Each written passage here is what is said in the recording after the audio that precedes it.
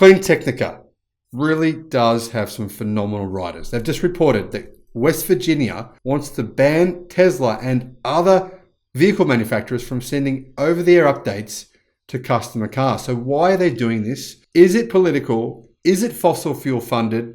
What exactly is going on? Well, John Asada has all the info. Hello, my friends. Welcome to the Electric Viking. Fantastic to have you here on the channel. Welcome to all the new subscribers. Welcome back to everyone else. 2022 has been a sensational year here in Australia. COVID seems to be disappearing, or at least it's mild anyway, and no one seems to be really being affected by it significantly anymore. And in addition to that, electric cars are just going crazy this year. It's exciting to see. But it's disappointing to see when, well, some US states are trying to hold up the necessary increase in electric car sales in the US. Things need to change in America and change fast. I think they will. But when states try to get in the way and hold things up for political reasons, well, that's not good. West Virginia wants to ban Tesla and other automakers from sending out over-the-air updates, among other things, to vehicle owners. In a letter from the Alliance for Automotive Innovation, Auto Innovators, obtained by Clean Technica, the group lists all the issues it has with this problematic bill that was initially designed to benefit dealers. The group is taking a stand against the bill since, if made into law, it would harm consumers in order to benefit auto dealers. Have we not heard that before? On how many occasions in the US? The letter was sent to Jonna from an anonymous source who explained that the bill, HB 4560, was introduced by the Dealership Trade Association. It is essentially designed to protect dealership interests.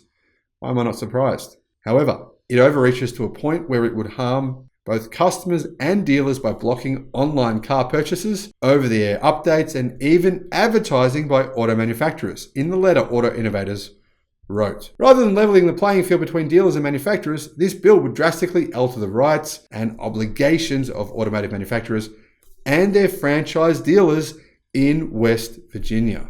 Many of the proposed changes would benefit dealers, but would ultimately impose costs and inconvenience on the citizens of West Virginia. Auto Innovators has identified specific concerns and issues with House Bill 4560, which if enacted would have impacts far beyond the dealer-manufacturer relationship. Auto Innovators and its members would appreciate the opportunity to appear before the House Judiciary Committee to discuss these concerns in further detail and answer any questions committee members may have related to HB 4560. One of the concerns with the language of this bill is that it would ban auto manufacturers such as Tesla from performing over-the-air software updates for its customers. And also obviously meaning that if there's any bugs that Tesla need to fix, well, that's one of the great things about electric cars, right? That you can do recalls most of the time over the air. The bill says, except for experimental low volume, not for retail sale vehicles, cause, warranty, and recall repair work has to be performed by any entity other than a new motor vehicle dealer,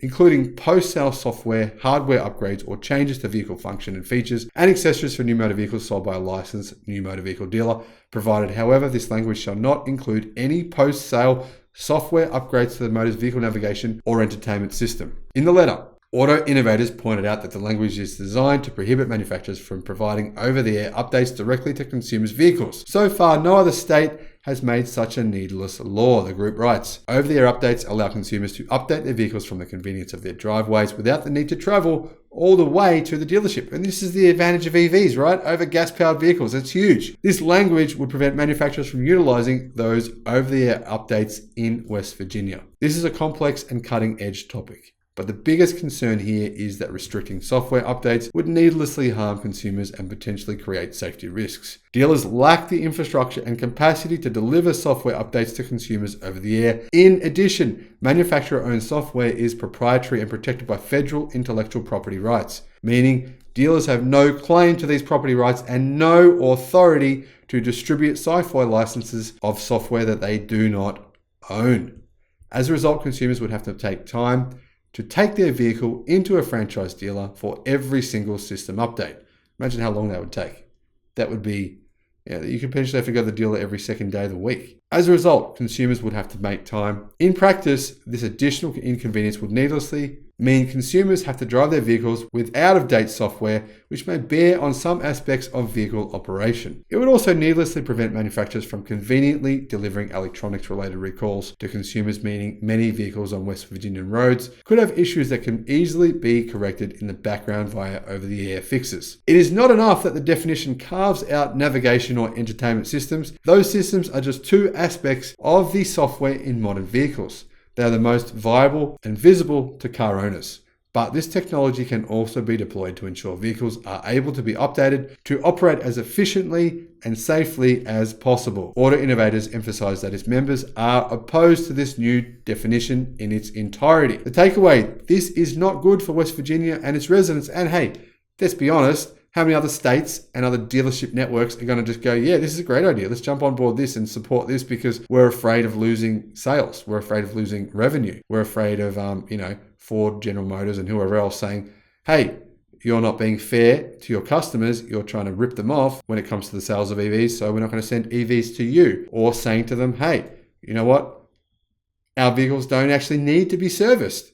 So you're going to lose that revenue. That's what could potentially happen. Over-the-air updates are vital for companies such as Tesla that routinely deliver software fixes and upgrades to their customers. It's more than convenience. This becomes a safety issue. If West Virginia was to make this illegal, then Tesla would have to find a way to update its customers' vehicles in a slower way, and delays in getting updates become a safety issue.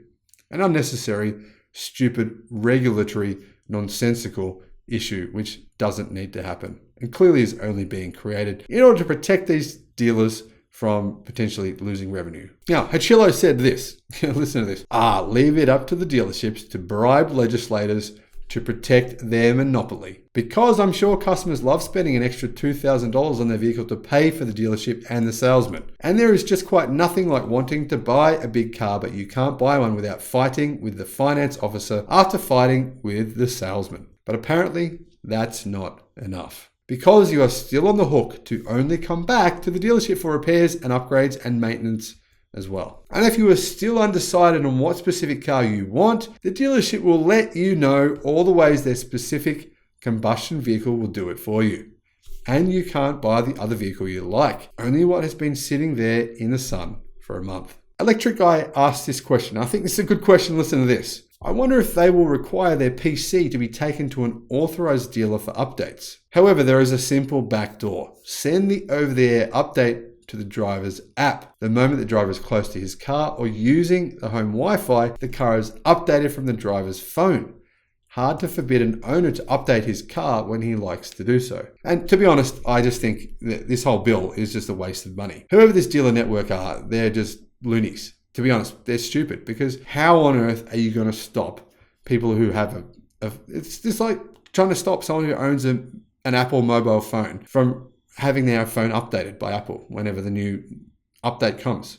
How can you prevent that from happening? It just doesn't make sense. I don't see how this is physically possible. It's like this bunch of morons got together in a room and went, oh, we're all afraid we're going to lose money. How can we make up some new bill which will prevent us from losing money? But they didn't actually think through if it was even possible to enforce this new concept that they had. It's truly ludicrous. You know, when people say early in America, yeah, these are the kind of stories that made that phrase come into reality. So yeah, great idea, West Virginia. How about we go back to the horse and buggy too? That way, the people in West Virginia's transport would match the mindset of these ridiculous dealerships. Now tell me, if you live in West Virginia, or if you live in the United States, or if you've been to West Virginia, what's it like there? I mean, I haven't been there. I've been to the US and I've ridden my bicycle across a lot of America, but I've never been to West Virginia. Are things a bit backward there? Or is this just bad luck? Let me know.